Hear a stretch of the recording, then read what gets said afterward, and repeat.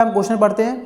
Question यहाँ पर हमसे कहा जा रहा है if the radius of nucleus aluminium, जिसका कि एटॉमिक नंबर 13 है, जिसका एटॉमिक मास 27 है, इज 3.6 फर्मी। फर्मी का मतलब होता है फर्मी मीटर, और फर्मी में आपको 10⁻⁻15 से मल्टीप्लाई करना पड़ता है। ठीक है, तो यहाँ पर हमसे बोला गया है कि एल्यूमिनियम न्यूक्लियस का जो रेडियस है वो दे रखा है 3.6 फर्मी दे रखा है, और कैलकुलेट करना है आपको फाइंड करना है, कैलकुलेट करना है आपको the radius of nucleus tellurium. Tellurium का आपको रेडियस फाइंड करना है, और टेल्यूरियम के लिए भी आपको एटॉमिक नंबर पता है 52 है, और टेल्यूरियम का एटॉमिक मास पता है 125।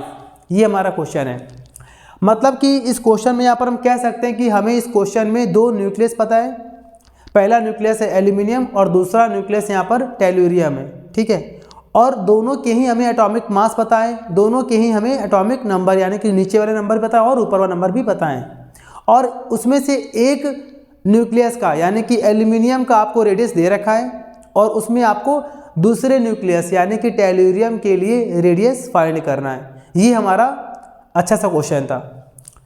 आइए यहाँ पर हम सॉल्व करते हैं इसे, ध्यान दीजिएगा। सिंस देखिए रेडियस और न्यूक्लियस के एटॉमिक मास का रिलेशन होता है, तो कर देंगे यहाँ पर since the relation between radius and atomic mass, radius and atomic mass. तो इसका यहाँ पर क्या होता है रिलेशन, आपको हमने पढ़ाया है फॉर्मूला, ये होता है R1/R2 इज इक्वल टू होता है A1/A2 की होल पावर 1/3। ठीक है, ये आपने फार्मूला मेरे पिछले वीडियोज में जहाँ पर आपको मैंने प्रॉपर नोट्स के साथ काम कराया है वहाँ पे आपने पढ़ा होगा, और जो बच्चे इसे पहली बार देख रहे हैं मेरे इस वीडियो को मेरे चैनल पे, तो बेटा आप इसी वीडियो के अगर आप नोट्स पे जाएंगे तो आपको इस चैप्टर के सारे नोट्स प्रॉपर फॉर्म में आपको मिल जाएंगे। ठीक है ना, ट्राई करेंगे बेटा कि इसके नोट्स के लिंक को हम लोग इस वीडियो के डिस्क्रिप्शन में ऐड करा दें। ठीक है, चलिए पहले आपको आना चाहिए। तो ये एक फॉर्मूला होता है रेडियस और एटॉमिक मास के रिलेशन का। अब यहाँ पर हमने एज्यूम कर लिया कि जो एल्यूमिनियम है इसे हम लोग रेफरेंस देंगे 1 से, जहाँ 1 है वो सब एल्यूमिनियम का है। ठीक है, सिंबल, और जहाँ टेल्यूरियम बेटा वो किसका है 2 का है, मतलब फर्स्ट न्यूक्लियस यहाँ पर एल्यूमिनियम है और सेकेंड यहाँ पर न्यूक्लियस टेल्यूरियम है। ठीक है, चलिए सॉल्व करते हैं। हमें यहाँ पर क्या दे रखा है, हमें यहाँ पर दे रखा है रेडियस किसका, एल्यूमिनियम का, यानी कि R1 दे रखा है। R1 पता है 3.6 फर्मी मीटर। देखिए मैं इसको फर्मी यहाँ पर क्वेश्चन में लिखा हुआ है, ऐसे ही क्वेश्चन बोर्ड में भी आते हैं, तो फर्मी का मतलब कॉमन सेंस है फर्मी मीटर होगा, तो मैंने R1 की वैल्यू यहाँ पर पुट कर दिया 3.6 फर्मी मीटर FM।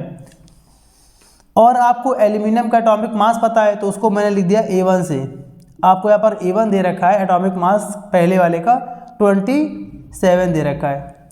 ऐसे ही अगर हम बात करें आपको, तो आपको यहाँ पर R2 फाइंड करना है। क्यों, आपसे यहाँ पर कहा गया है कि टेल्यूरियम के लिए रेडियस बताइए, फाइंड करना है, और आपको टेल्यूरियम यानी कि दूसरे न्यूक्लियस का आपको एटॉमिक मास दे रखा है, यानी कि आपको यहाँ पर A2 दे रखा है 125।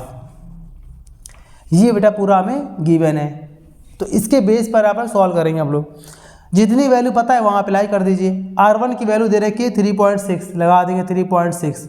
ठीक है, फर्मी मीटर अपॉन R2 की वैल्यू फाइंड कर रही है तो अपॉन में R2 ऐसे रहेगा, इज इक्वल टू A1 की वैल्यू 27 दे रखी है अपॉन, और A2 की वैल्यू दे रखी है 125, और होल पावर यहाँ दे रखी है 1/3, होल पावर यहाँ पर दे रखी है 1/3।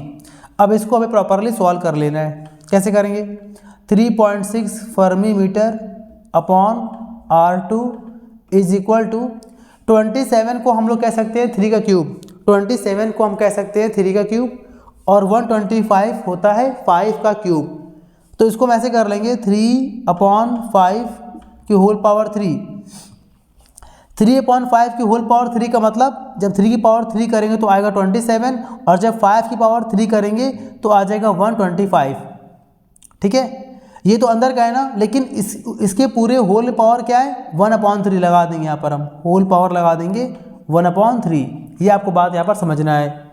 याद रखिएगा 99% इस चैप्टर में अगर रेडियस और एटॉमिक मास का क्वेश्चन आता है तो आपको ऐसा ही नंबर दिया जाएगा जो नंबर वास्तव में किसी न किसी का क्यूब होता है। ठीक है, तो यहाँ पर 3 और 3 कैंसिल आउट, पावर की पावर लगी हो तो पावर्स का मल्टीप्लाई, तो 3 का जब करेंगे मल्टीप्लाई 1/3 में तो 3 कैंसिल आउट, तो यहाँ पर आ जाएगा हमारे पास 3.6 fermi meter upon R2 is equal to, यहाँ पर बचेगा हमारे पास ओनली 3/5।